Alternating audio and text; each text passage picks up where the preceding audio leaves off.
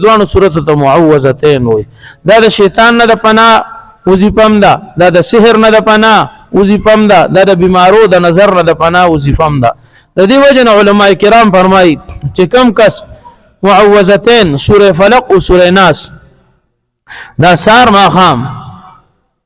وزلوي یا داسیو کی چې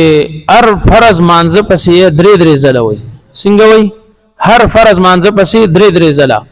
او رسول الله صلی الله علیه وسلم عادت مبارکه به وداو چې د شپې بسم لاسته بیبي عائشہ رضی الله عنها فرمایي نو هغه وخت پورې به نسم لاسته تر سوچ به د اخیری سورتونه ویلې. او مسلم شریف کې دی وی نبی علیہ السلام په خپل لاسونو باندې د سورتونو چوف کړل او بیا به په ټول جسم مبارک باندې راخ کړل. بیبي عائشہ رضی الله عنها فرمایي وی کله چې سردار دو جهان صلی الله علیه وسلم ډیر سخت بیمار شو، د مرګ بیماری کې گیر شو او مرض الموت کې رسول الله صلی الله علیه وسلم مبتلا شو، نو اق ټیم نبی علیہ السلام دا سورتونه ویل نه شورشه بماته وی چې ای بي شي ته دا وایا او په لاسونه چوب کو په مې راخ کا وی ما هغه سورتونه وی او د رسول الله صلی الله علیه وسلم په لاسونو مبارک مې دم کړل او د نبی علیہ السلام لاس مبارک مې اونیول او هغه د نبی علیہ السلام په جسم مبارک راخ کړ او ما داسې ولې وکړل وی داسې مزګه وکړل چې زما لاسونه چرته د جناب محمد رسول الله صلی الله علیه وسلم لاسونه تر رسیدل نو ما د غی لاسونه دم کړل او د غی په جسم مراخ کړ. نو دا رسول الله صلی الله علیه وسلم خپل امت ته یو عظیم وظیفه پرې خدا د رسول الله صلی الله علیه وسلم پسې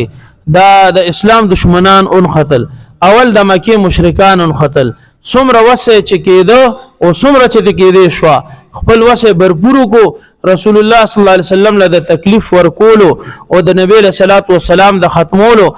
هر حرب استعمال کړه او هر حرب ناکام شو. په جنگ ولرال داسي 120 کسان ورته د کور مخې تکینول ګټه په برن راو غرزو اغین الله بچ کوي ورته وکنيستو چې ز په دې برازي دې د بلاند پروزي زخر ورته د چيله په پتون کې واچول اغین الله بچ کو هر قسم حربا تر دې پوری چې تمام بلاد عرب غزوه احزاب کې را یوځای شو د مدینه نه غیر چا پیرا غزوه خندق چې ورته خلک وي اوسم چې خلک عمره او حج لاړ شي نو 7 مساجد تزي غزوه خندق تزي هغه لاقي اوسم غنخي نخانه موجود دي دا ټول عرب په دې موټي مسلمانانو پسې را جمع کړل تر ټول دنیا او عرب صرف نه دي کې د بن اسرائیل يهود چې دي دام پکې شو نصارام پکې شو مشرکان هم پکې شو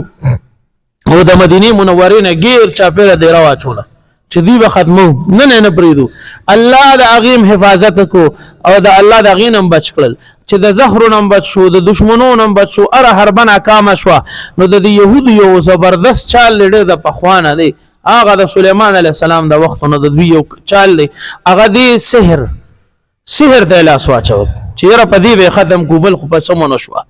پدی يهودو کې یو ساحر لبید ابن عاصم او ډیر زیات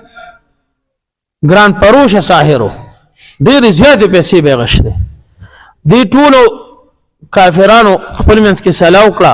او کافی مقدار کې پیسې را جمع کړي او دی لبید ابن عاصم ته وی چې دا کسر له ختم کا دا راو نور بم در کو خدا کار رالو هغه ته چې بیغمه شه و بشي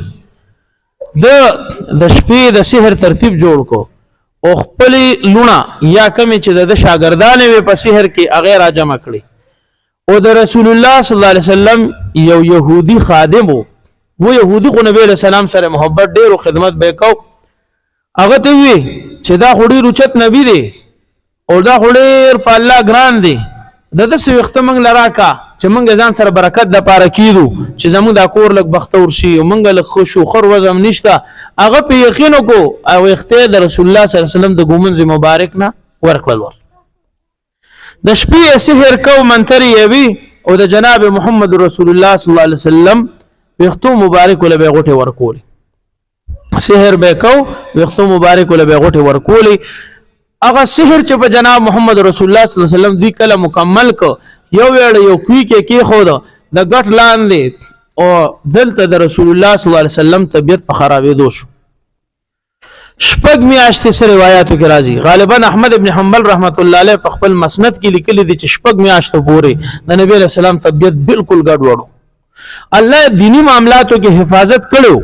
دینی خبره به نه لري دي، دنیاوی معاملاتو کې مکمل رسول الله صلی الله علیه وسلم ګډوډ شو. روټه و خړلې و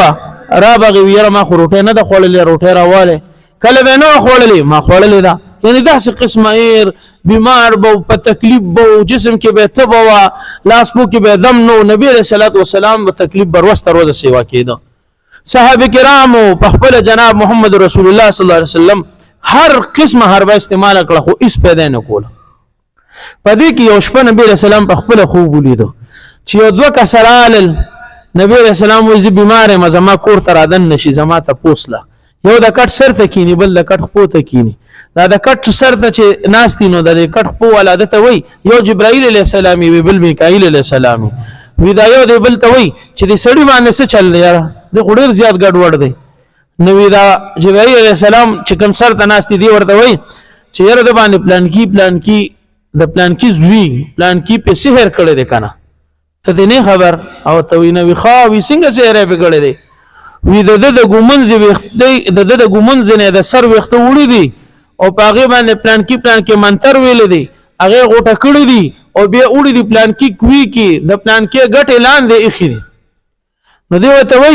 وی اخر اوس بد د خلاصي څه کاری څه طریقه وي دی بسنګ بچ کیږي اوس د دینه. وی د خلاصي لار دادا چې دی با سوره فلق وتتلاوت کی قل اعوذ برب الفلق من شر ما خلق ومن شر غاسق اذا وقب ومن شر النفاثات في العقد ومن شر حاسد اذا حسد قل اعوذ برب الناس ملك الناس اله الناس من شر الوسواس الخناس الذي يوسوس في صدور الناس من الجنه والناس. دا خوب کې فرشتي دی بل فرشتي ته وي چې دا آیاتونه بدی وي زیبا هغه غټ لاندې با هغه وختر وباسي او دا یو آیات به وي په دې وخت به چوپ کوي او وخت غټي بخلاصيږي او چې کله ټول غټي کولو شي نه به ټیک ټاک شي. رسول الله صلی الله علیه وسلم غالبا حضرت علی رضی الله عنه او حضرت عبد الله ابن عباس رضی الله عنه ځان سره واغشتل لاړل او هغه ځان سره واغشتل لاړل.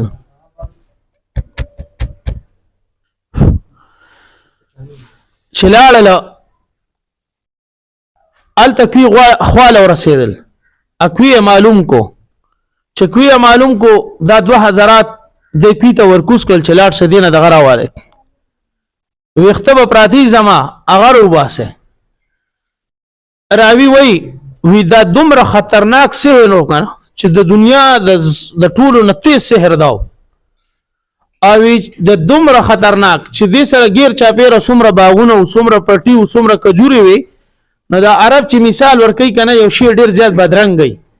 نو وی د خر پشان وی د هغه کجورو شکل هم د خر د شکل پشان شوی د کوی اوبو د ډیر سختې د لاس سره شوی وي چې غیر او وستله وخته سوره فلق پی وی سوره ناس پی وی چې څنګه ودا دوانه وی بس هغه ټ کلاوی دی د رسول الله صلی الله علیه وسلم جسم مبارک خکېده حتی تر دې چې په ټول غټ کولو شوی او نبی له صلوات و سلام او فرمایل زما مثال اوس داسې ولکه چې اوس پورزه چا په پړو کلک بند په بند تړلیم او اوس ته چا خلاص کړم وی داسې جسم سپک شو.